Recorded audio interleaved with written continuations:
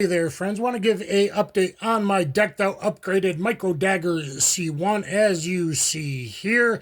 Now that I've got the night sights on it from Access Sights. There's the dot from the Meprolight Pro S. You can change to 3 different reticles, kind of the semicircle dot, just the semicircle, which that is, or just the dot. I keep debating whether I want just the dot or the semicircle. I think as I kind of fish down, find the front sight, fish down, might be a little bit faster. I'd have to go on the timer. Little problem with the dot. I like it overall. It's fully enclosed being the Pro, but it'll change reticles on you between drawing, even though it's supposed to be 3-second hold. Maybe it's just the way I'm built and the Harry's holster I use, but the dot will be changed.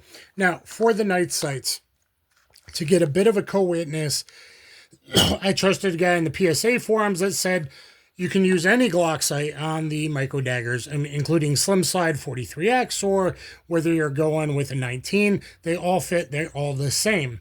However, he said that you'll hit best with Glock 20 sights. So that's what I did because they're a little bit taller. Now that does give me kind of a nice lower co-witness, which is more important to me if I'm planning to use this backup style to the red dot, but it does hit 2 inches high at 7 yards.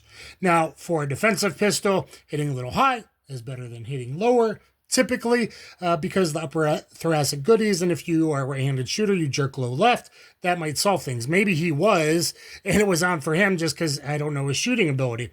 But I do think they're higher, so it probably worked out pretty good. I'm not sure if the lower would be too low to have a nice co-witness, but they'd hit more point of aim, point of impact. So I wanted to let guys know about that. We got the decked out Apex trigger in this thing, which is almost...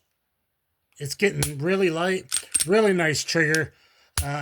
Actually, probably months before this airs, you'll see the accuracy finalizing it with Federal Syntech. I use that because the point of aim, point of impact is similar to the HSTs that I'll carry, or punch that a lot of you guys might choose to carry, and gets you there to kind of finalize aiming in after I get close with PPU 124 grain. So Meprolight, I like it, though it seems like it changes the reticles on me, and that's not awesome. Loving the Harry's holster. That works really good. I've put the recoil spring back in it. The OEM recoil spring did 4 mags yesterday, sighting in, and some rapid fire stuff at the end.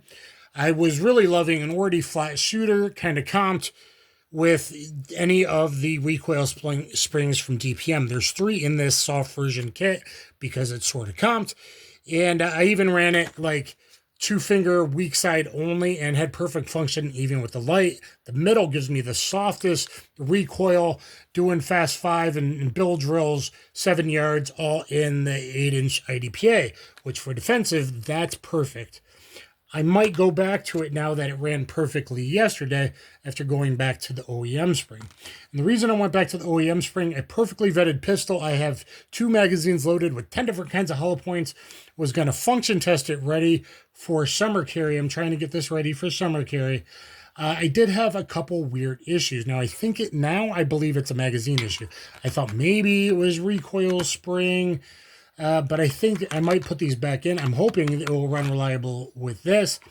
All the mags have been vetted, other than one. I only took one of the range days, was having multiple failures, like failure to extract, kind of like double feed issues. I think it is the magazine. I just took this apart and kind of used my fingernail because I couldn't find sandpaper to go on the follower. Now, some of them, they all kind of exhibit this. But it changes the feed angle if it gets caught here, if you can hear that. I don't know what an issue that is, but this one seems to be worse than the others, even though I just disassembled, very lightly lubed with a little lube on a sock. Used a pen to kind of rub around for any burrs, used my fingernail on the follower, even though very light sandpaper or maybe an X-Acto knife would be better, but it still sticks. The other ones do a little bit, but not as bad as this. So hoping, and I think it's just one of the magazines has a problem, and then seemingly I didn't fix. I think this now was the source. If that is the source, hopefully I can go back. I got to remember to do like weak side only, one-handed shooting, and even like limp wrist to the medium or maybe the heavy of this, because it does make it even a flat to even flatter, though that's not required. And I might trump back to OEM on the side of reliability before I do the hollow point function testing. Yesterday was a good sign. It's good to go. It is a very nice setup with the Axis sights. I'm Dan the Wolfman. I don't get anything from that. You might want to know that, though, if it's your first over there at the wonderful people at Axis Sights. And I just thought you guys would like this update video. So I really like the pistol. It needed a little more texture. This is kind of bugging me here because sometimes I feel it as I'm first gripping the pistol on the side. That I wanted more in the front. I just wish it had more texture. But overall, much better than a 43X, in my opinion, or 48. So, ergos are much better. So, anyway, guys, let me know if you have any experience with the micro daggers, and if you have experience with the Meprolight or the Axis sights or DPM recoil systems, etc. And I just thought you would like it. Thumbs up, share, subscribe, get down there in the comments, and I'll catch you mother lovers on the flip side. And yes, I was doing that way first.